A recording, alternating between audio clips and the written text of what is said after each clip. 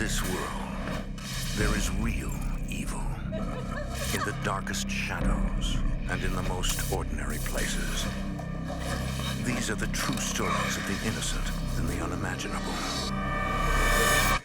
For the Beckwith family, a new home means new beginnings, until something from the past returns to haunt them. The family calls in a team of renowned psychic investigators to make contact with restless spirits and fight the wrath of an unholy demon.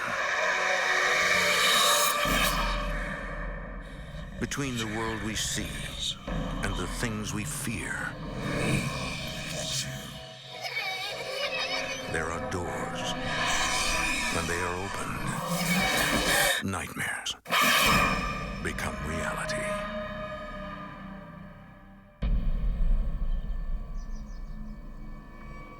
The rural countryside of Connecticut harbors a remarkable number of haunted houses.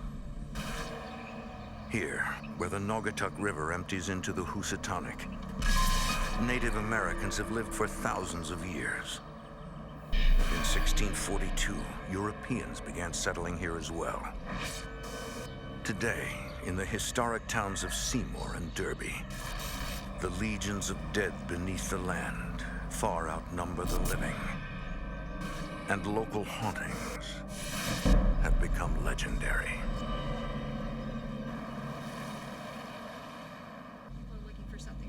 In the late summer of 1998, the Beckwith family visits the Naugatuck Valley, hunting for a home. Sean, a heating and air conditioning repairman, and Bonnie, a registered nurse, want more living space for their 2 teenage daughters and young son.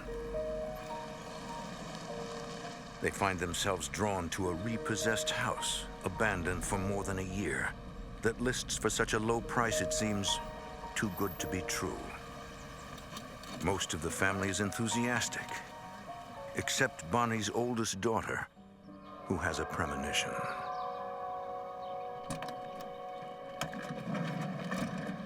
My daughter said, "I don't want to go there. There's something wrong with that house." I laughed and told her, "Come on now, it's a house. You haven't even seen it yet." Come on, it's gonna be fun, come on. If we had known then what we know now about this house, we wouldn't have thought twice about turning around. The real estate agent, Linda DeFord, opens the door.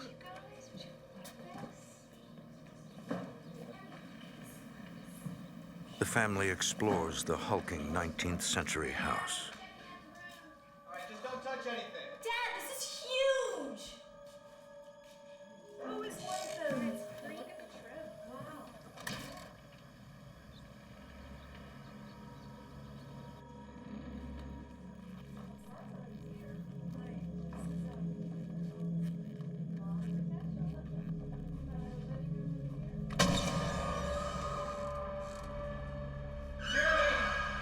Jeremy, come on down. Quickly. The family holds a meeting to decide whether to take the house. We asked all the kids, "What do you think? Is this the one? We love it. What do you think?" My oldest daughter was the only one to say no. I don't like it, Dad. There's She said, "It's evil. I don't want to live there. I don't want to be here." Bonnie feels confident that in time her older daughter will accept the new house. They decide to take it and move in.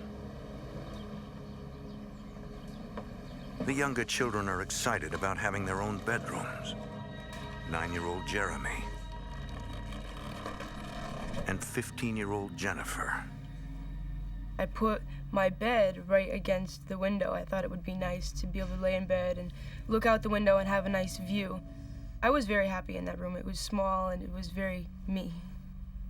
It wasn't located right above my parents. I was a teenager and I wanted to kind of be isolated by myself.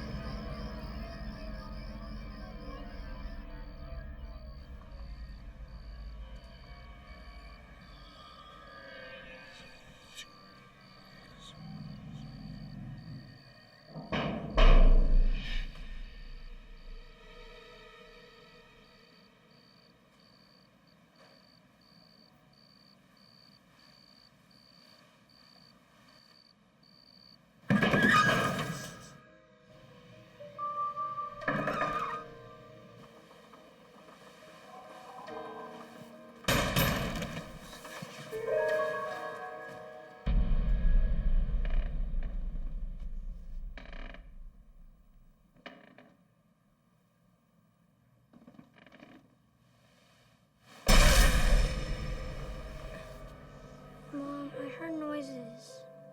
It's a big, drafty house. What kind of It was understandable that he would be frightened, of course. So we really didn't think anything of it. Bonnie tries to calm his fears and gently takes him back to his bedroom. I'll tell you what. You know that flashlight that we Yeah. got you? Can you get that for me? Sure. Do you know I what's had happening? given him one of those toy flashlights with the 3-color lenses.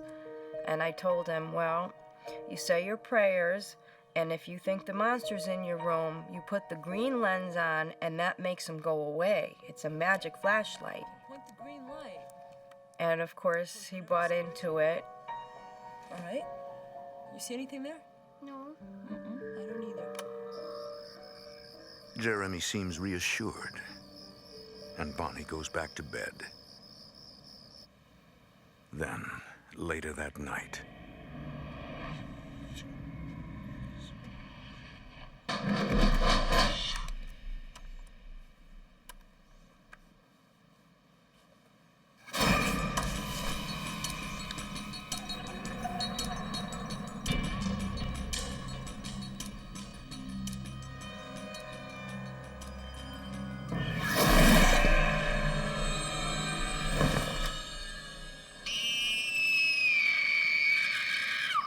This went on every night, the same time, around 11 o'clock, 12 o'clock, he would wake up screaming.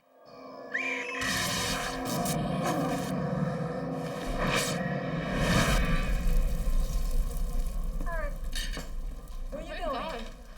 I have to meet a teacher. I'll eat a granola bar or something. Wait, I made bacon and eggs. You asked for it. Last night, when I ran into your room and I told you the door. the next morning, Jeremy tells his mother the disturbances got worse. So did you try the flashlight? Kept happening and it was really scary. She is unsure how to comfort him. As weeks go by, Jennifer too begins to feel twinges of fear. At first, I would kind of ignore it and kind of shake off the feeling that something was looking at me, something was just staring at me. It's almost like somebody's watching your every move.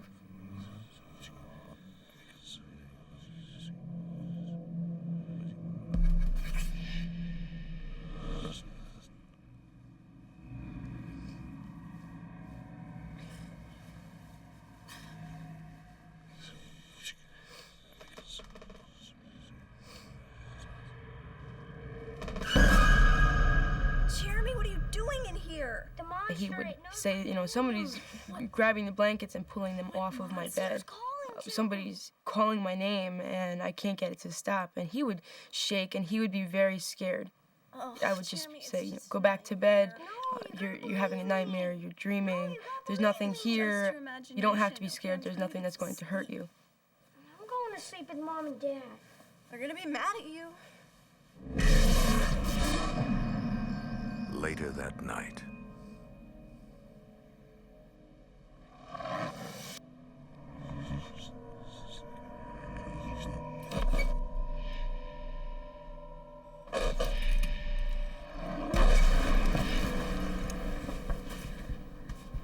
I'm feeling a fist come through my mattress. And it's not humanly possible.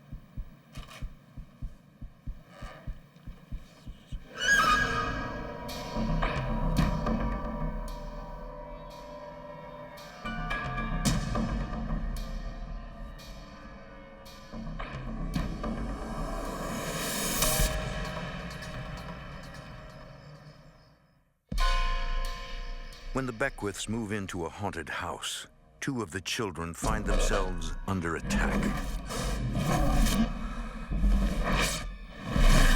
I knew what I felt, and I was very certain of what I felt and how it felt. I also knew that there was no explaining what was happening. I knew it wasn't a nightmare. I knew that what I was feeling definitely felt like a human fist.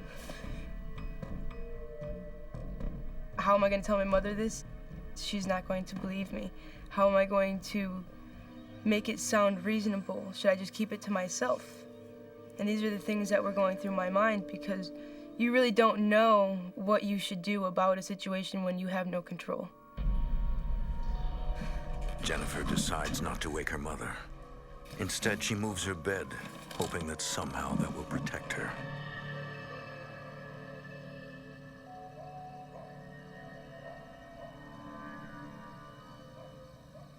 Two nights later. I was gonna ask you about that. I was in bed, Just gained like 40 pounds, just but talking to two friends of mine. I was gonna ask you about that. My bed started to shake, so I just immediately froze. And I was so scared because there was no, you can't explain that. The next morning, Jennifer looks for her mother to tell her what's been happening.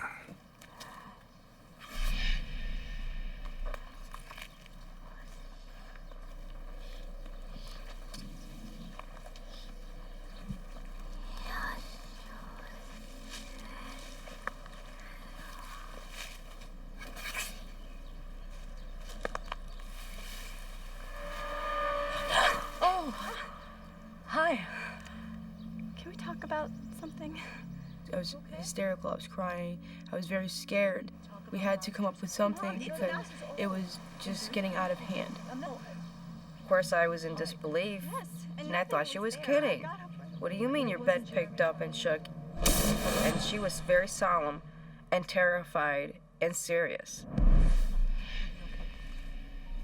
Bonnie takes Jennifer's story to heart and calls an emergency family meeting. Didn't think that you would believe us. Now we're comparing notes. And now we're finding out, oh my God, well, this happened to me, this happened to me, this happened to me. Well, you're a normal person, something strange happens. You try to rationalize it the best you can. It was just way too much to be coincidence. Though it's very scary when you have no idea what you're dealing with. You just know there's something wrong. We were terrified. I mean, it's not every day things like this happen. You just don't expect it. You never think it's going to happen to you. It's gonna be okay. Bonnie tells the family she's going to call Ed and Lorraine Warren, a renowned psychic research team, famous for helping resolve the Amityville horror. Exactly what we're gonna do, but we're gonna get Bonnie some feels sure information they can about help. what's going on. I was definitely very skeptical about, the Ghostbusters coming to the house and how are they going to really come in and get rid of it. I didn't know how this stuff worked and what they would actually do when they got here. The Warrens visit the house that very night. The two investigators have worked in tandem for more than 30 years and are the authors of 9 books on the paranormal. Ed is known worldwide as a religious demonologist, a profiler of occult-related hauntings. Lorraine's psychic ability to detect the presence of spirits has been tested and documented at the University of California at Los Angeles. When I walked in the door, I picked up that something just wasn't right. And it was just an uncomfortable, chilling type experience. She said, oh my, I feel something heavy. It's very heavy. This place is infested. There is such an ominous presence in this house. It just feels like somebody is staring you down, very close to your face, like inches away from your face, with pure hate and malice that just wants you dead. And that is the most eerie, frightening feeling that you could ever experience, and you can't run away from that. No matter where you go in this house or on the property, it's there. Lorraine investigates the rest of the house. In Jennifer's room, she senses a powerful, negative presence.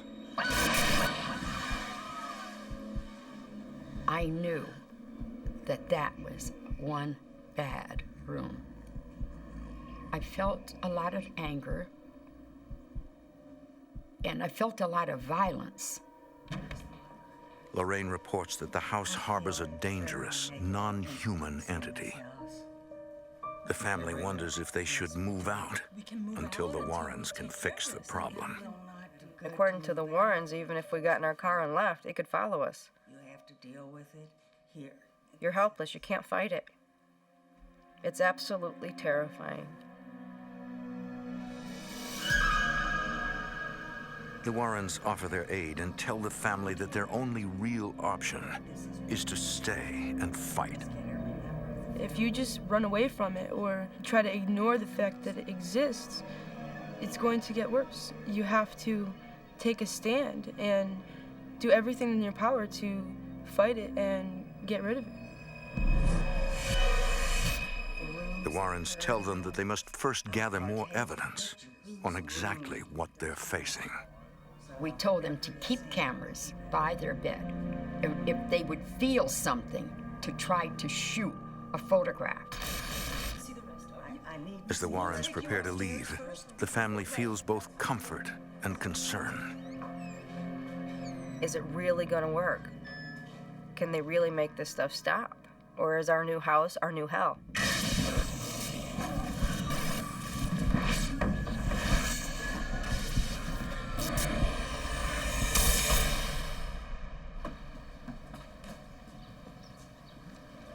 Bonnie's mother arrives to share the family's first Thanksgiving in their new home. She's aware of the recent disturbances. She was a very humorous lady, and she would joke around about things and try to make fun almost of the serious situation, just to lighten the mood, just to make us laugh.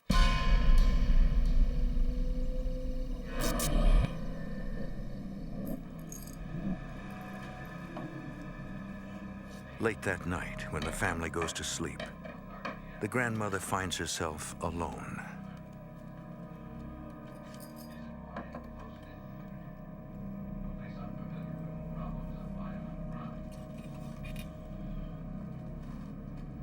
On March 3rd, 1992, Park Police Department filed a missing persons report.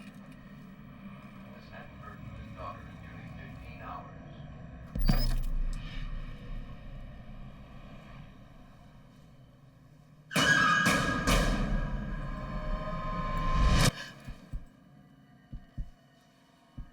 Hello?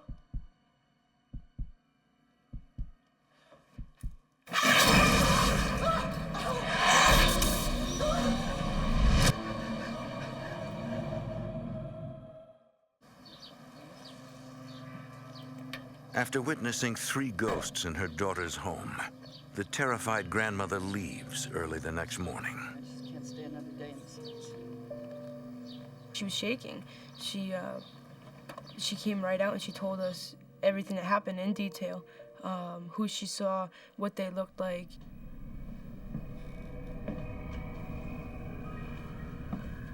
Jennifer takes photos of the room in which her grandmother saw the ghosts. The rest of the house was probably about 70, 75. And that room felt like maybe 35 degrees.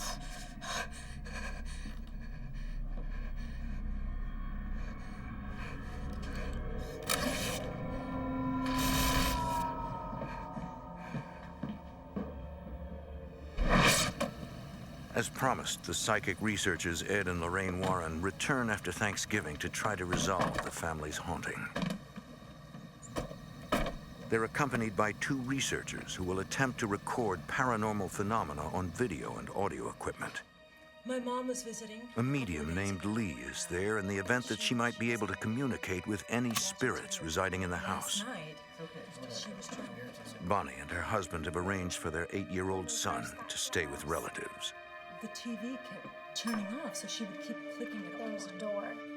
I didn't pay any She attention. must have felt something over her shoulder. The family tells the researchers about their grandmother's frightening encounter with ghosts. Empty room. My mom left. She couldn't stand it anymore. Opened. It wasn't just, an old house creak. Well, my mother. Psychic researcher Lorraine Warren. You can be downright scared right out of your mind in these homes by things that can manifest in front of you. Lorraine examines the family's photos for clues about the spirits that inhabit the house. One photo in particular catches her attention. She said, "Oh my, we have a big problem." I said, that picture? It looks like a glitch in the film. She said, oh no, dear, this is a demon, and it's a high-level demon. Now I'm even more scared. I mean, now what do we do? Suddenly, Lee begins to tremble uncontrollably.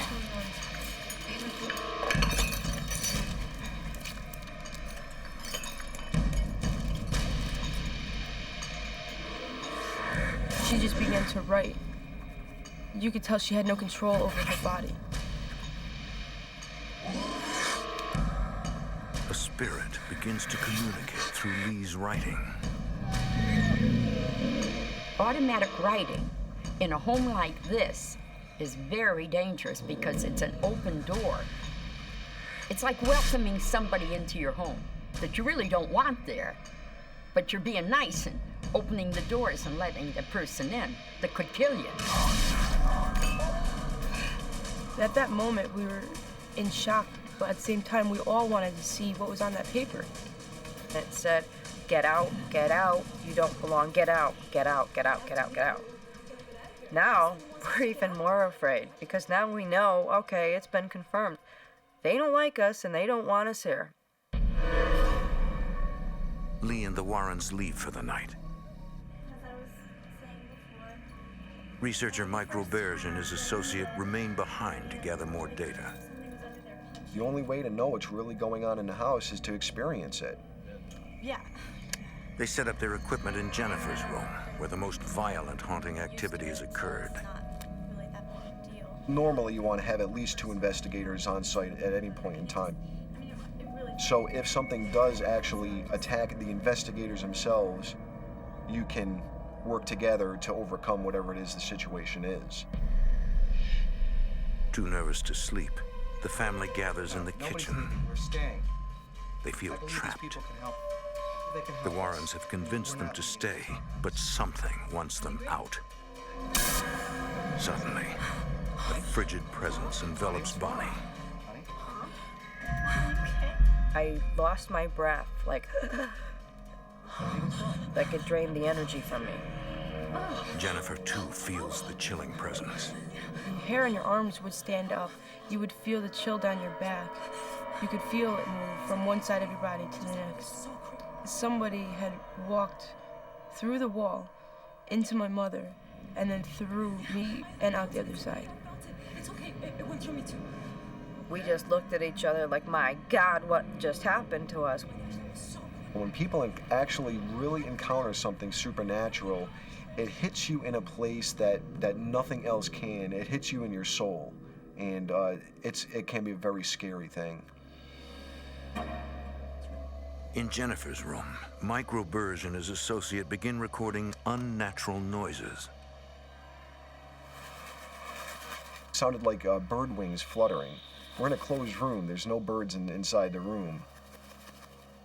We started hearing rapping in the walls. It sounded like somebody was knocking on a door with their fingers. The only difference was it wasn't knocking on the door, it was knocking on the wall, it was knocking on the ceiling, it was knocking on the floor, it was knocking everywhere. The researchers attempt to communicate with spirits in the room. Are you here against your will? 1 knock for yes and 2 knocks for no. Are there any others? They discover several human entities and one demonic presence. You should let them go. The demonic spirit can and usually does attack people in every aspect possible. Physically, mentally, emotionally, spiritually, and they try to break down that person. It hits you emotionally in so many different ways, and that's all in the effort to try to get you to not want to be here.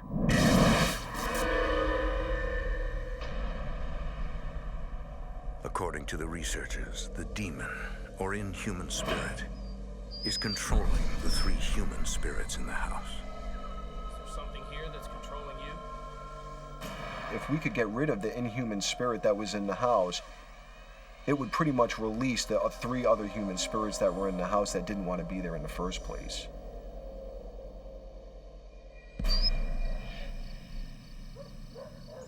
A few nights later, the full research team returns. The family tells them about the spirit that passed through Bonnie and her daughter. So we're getting more scared. We know our house is infested by spirits. We don't know who they are. We don't know what they want. And there's nothing we can do. Just wait and pray to God that nobody gets hurt until hopefully the Warrens could do something to make them stop. She just started shivering.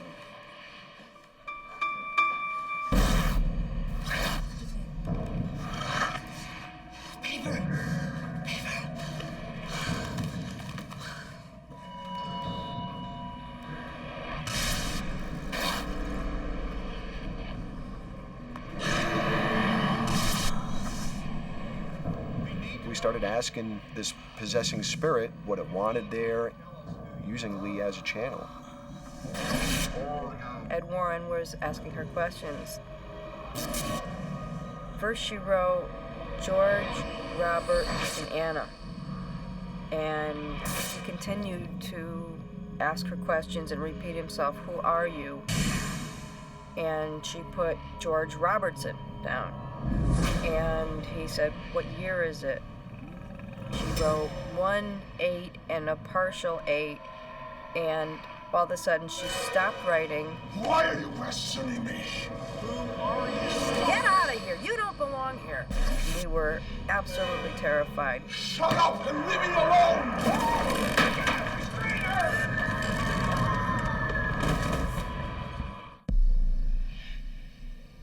In a haunted house, a medium begins to channel an angry spirit. She started to write, and she got 3 names: Anna, Robert, and George Robertson, a full name, and a partial date, 1, 8, and just the start of another number. Why are you questioning me? And all of a sudden, she starts screaming. "Why are you asking me all these questions? Shut up and leave me alone and get out of here. You don't belong here." And then she shoves the table into Ed Warren, pinning him against the back door. Shut up and leave me alone! He pushes it back and she continuously jamming it into Ed. And she was very violent. And it took a few of the guys to pull her back so she wouldn't hurt him. And we were all just staring in disbelief and worried about Ed and worried about her because she has no control about what's going on. It was unbelievable. That night, the frightened family sleeps together. The Warrens have told them that the only way to end the haunting is to face it as a family. You feel a feeling of eyes boring through you, like someone is staring you down about 2 inches away from your face, with such hate and malice, pure evil and hate, I mean pure evil and hate, that they want you dead. The next day, Bonnie and her daughter Jennifer go to the local town hall to research the names produced by Lee's automatic writing. Who are these people? Why would it come out on paper? And what can we do about it? And that's when we decided to do the research and find out who these people were. Bonnie and Jennifer begin looking through property records from the 1800s, hoping to learn more about the history of their house. I was looking at the books and I just said, "Oh my God, Jennifer, come here, you're not gonna believe it." And there it was in black and white. George Robertson owned my house in 1888. When we saw that he owned this house, it was an exciting moment because we knew that what happened with Lee free writing wasn't fake. It wasn't a show that was put on. And Sonia? That's not too far from here. It's in the books. He did own our house. You up for a drive? No one came in inquiring about this information. It's real. It's very real. They drive apprehensively to a graveyard, 10 minutes from their house. We walked down into the cemetery, And the first gravestone we walked up to, we looked down, it was his. We couldn't believe it. What are the odds? You just walk into a cemetery, look down, and there he is. George Robertson. Looking down and seeing his headstone was just shocking. This man was real. This is it. Bonnie is unable to learn much more about George Robertson or about the other human spirits haunting the house. Let's go. A flood in 1955 destroyed many city records of that period. Possibly he just loved this house. It may have been his first home. And maybe that's why his spirit doesn't want to leave. I don't know. That's what's frustrating about it. You don't know. There's so many unanswered questions.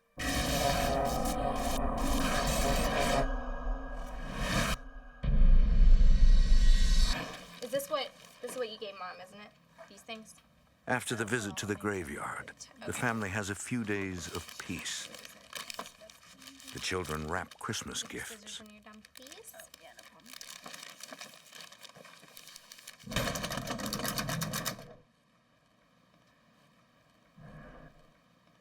What was that?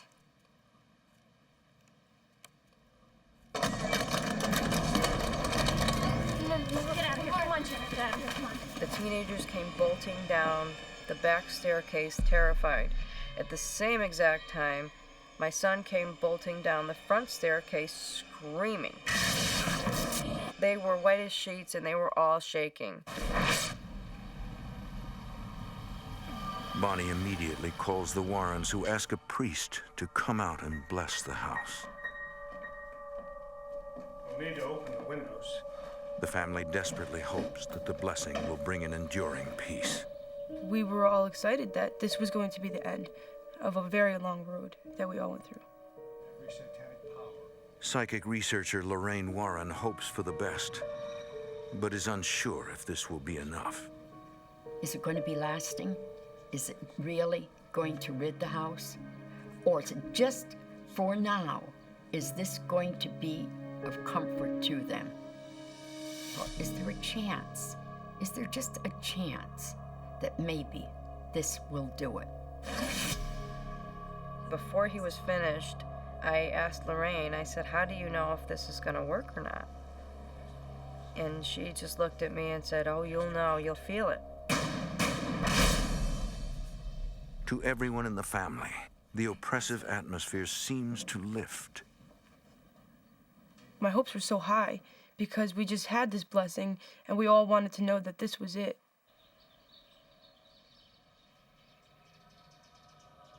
A day or two later, Bonnie is overcome by a compulsion to draw.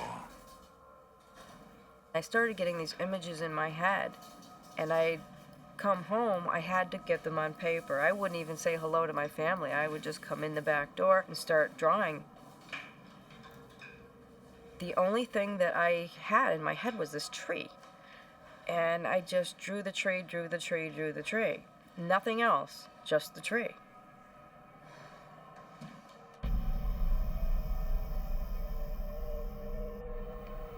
Day after day, Bonnie's compulsion intensifies. More and more flashes of images, more rapidly coming into my head. I'm obsessed with it. All of a sudden it hit me. Anna was in my head.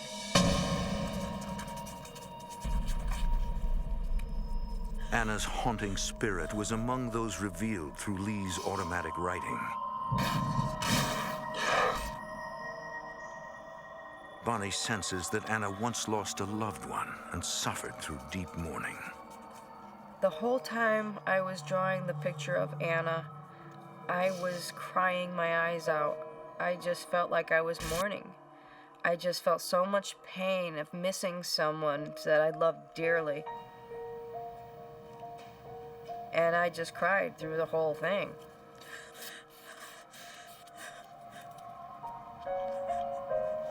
I felt the eyes on me again, and I knew it wasn't over.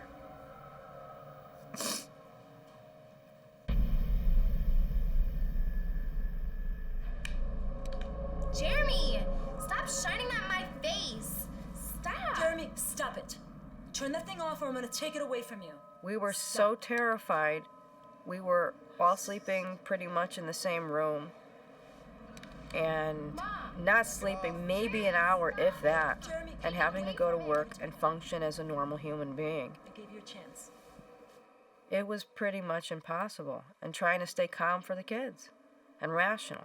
Go to sleep. Everybody go to sleep.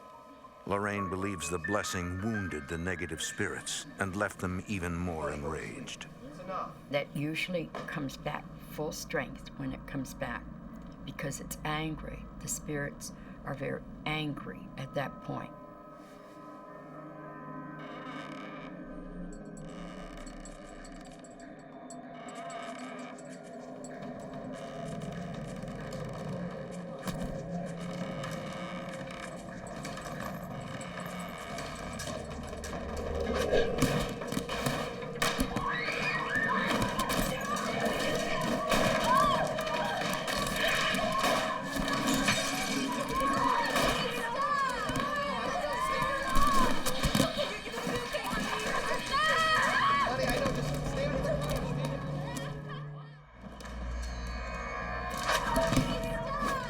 When spirits physically attack the family, Bonnie has had enough.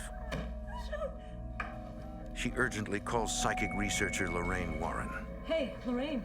And she was frightened. She was terrified. She says things are terrible in this house. And so we knew that something more had to be done.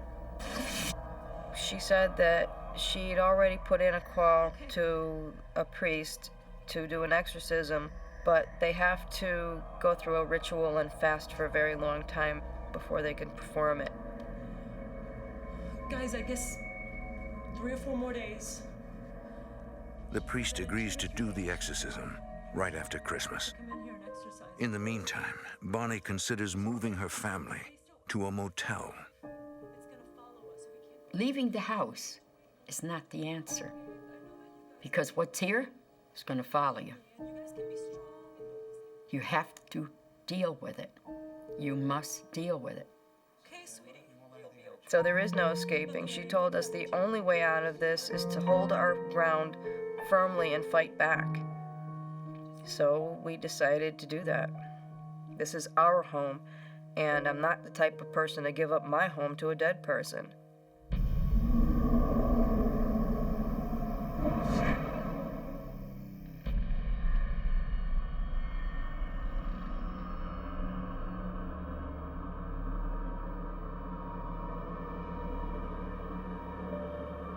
The Beckwiths stay close together while awaiting the exorcism.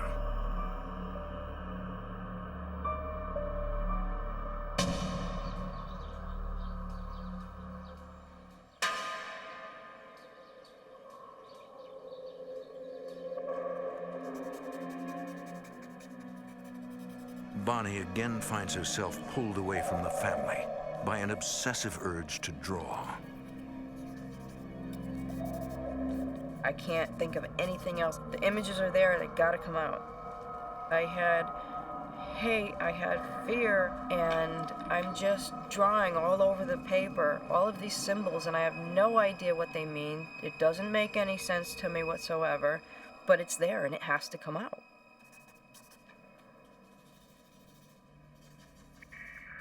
Have you been up all night? Yeah.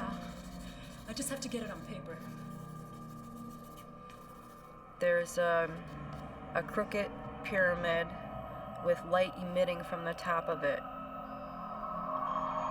On one side you have heavenly rays coming down. On the other side there's a raging storm going on.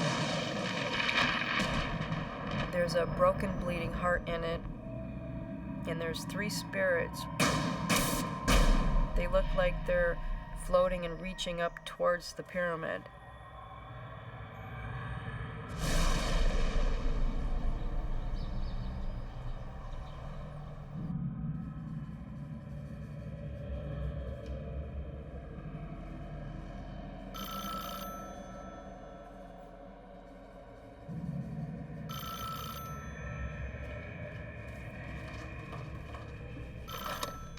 Hello? Bonnie receives a call from Lorraine Warren. She tells her about her drawing of the three spirits. I asked her if I should be concerned about it, and she explained to me that they were channeling through me and to stop immediately.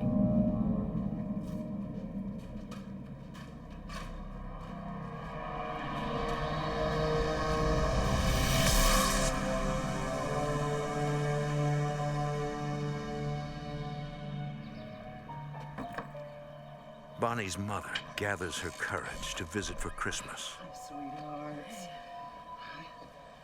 I've been so worried about you. I'm so glad you're here.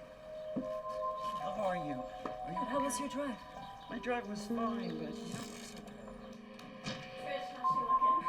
Find out here in a second. Almost immediately, Take it out now. she's attacked by a mysterious fever. 104. The family takes her to the hospital. Doctors find a bizarre, irregular heartbeat and decide to keep her overnight.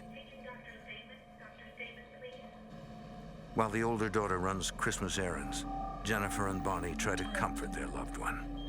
Sure. I'll pray with you. amen. Forever and ever. The glory and the power.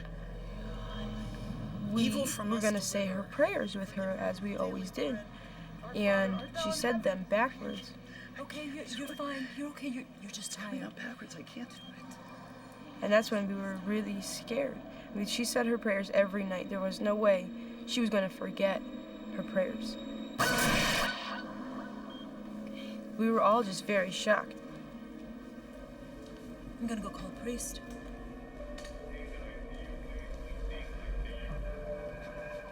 At the same time, the older daughter's Christmas errands are about to take a turn for the worse.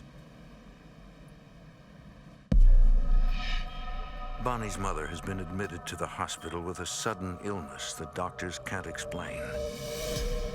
Then, while her older daughter is out doing errands,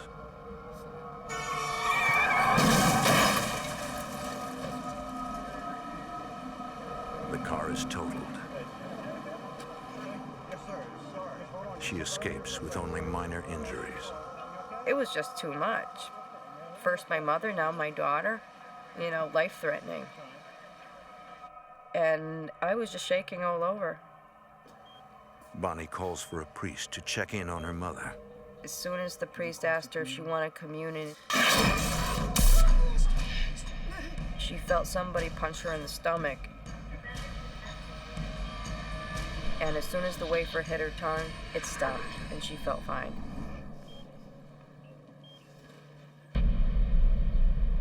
Three days later, the exorcist arrives at the haunted house to try to cast out its demonic inhabitant. He was very quiet, and it seemed like he was almost disturbed by what was going on in the house. I almost felt like he knew, as soon as he walked through the door, what he was dealing with. Exorcisms can only be performed on people, not places. The priest must attempt a dangerous strategy, using a medium as bait. Since Lee was able to channel spirits in the house on earlier visits, he hopes her presence will lure the demon. Researcher Mike Roberge. We knew that having this spirit possess Lee would give us the advantage that we're looking for. The team restrains Lee. It is the only way to protect everyone from the demon's wrath. During the exorcism, the exorcist is the main target of the possessed person. So the restraints are there to protect not only the person who's the victim, because it's not really them that's doing this, it's the possessing spirit, but also it's there to protect the exorcist. The priest begins with a blessing of the house, which angers and provokes the demon.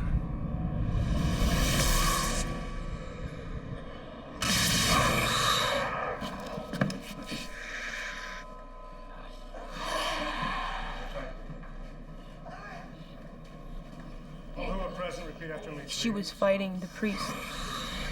he was saying these prayers and it was trying to stop him. She was screaming at the tops of her lungs, stop praying, it's not going to do you any good. And it was almost like it hurt her. You could tell she was in pain when he was doing the exorcism.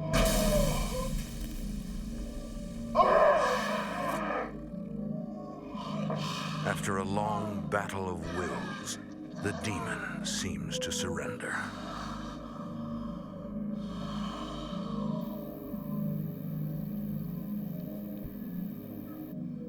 The priest made a move towards her and put a blessed cross up to her forehead. She got very quiet, very, very quiet. She got this evil grin on her face. And at that moment, we heard splintering of wood. She broke the legs right off the chair. That's no human spirit that would have the strength to do that. The exorcism continues for almost an hour. And then she seemed to go limp. And you could feel it instantaneously. And the feeling of the eyes bearing down on you was gone. You weren't being watched anymore. The heaviness of the negative energy just left. We were safe for the first time in this house.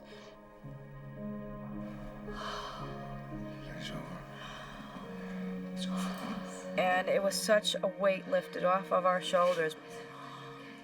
We could live like normal people again, and I just pray to God it stays this way. Bonnie's prayer seems to be answered, and peace fills her house. But several years later, across the road, developers begin excavating a field. They unearth what seems to be an ancient Native American burial ground. Once again, the family begins to experience unusual phenomena in their home, but nothing that compares to what they had gone through before. We're still trying to figure it out. We probably never will find out the right answers. Was it an Indian burial? We'll never know. Today, the Beckwiths have learned how to deal with their ghostly co-inhabitants. I came into this house pretty much an atheist, and now I've seen the powers of God, I've seen the powers of the devil right before my very eyes. And it's made me a stronger person.